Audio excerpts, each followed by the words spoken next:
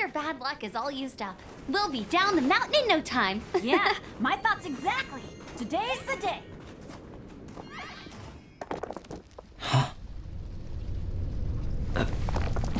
Oh no! Avalanche! Look out!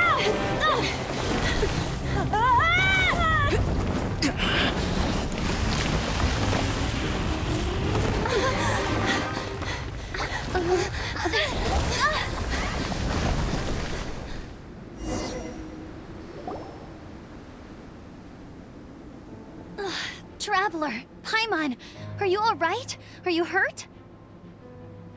Paimon's fine. Oh, that's good. My arm got a little scratched up, but it's nothing serious. I'm okay, but I don't see the other two. I'm afraid the avalanche may have pushed them off the cliff. They fell down? They'll be okay though, right? I think they're both robust enough to survive the fall. But if the falling debris knocked them unconscious, and they're lying there in the freezing cold, we have to get down there and rescue them, immediately. Okay, let's Hang in there, guys.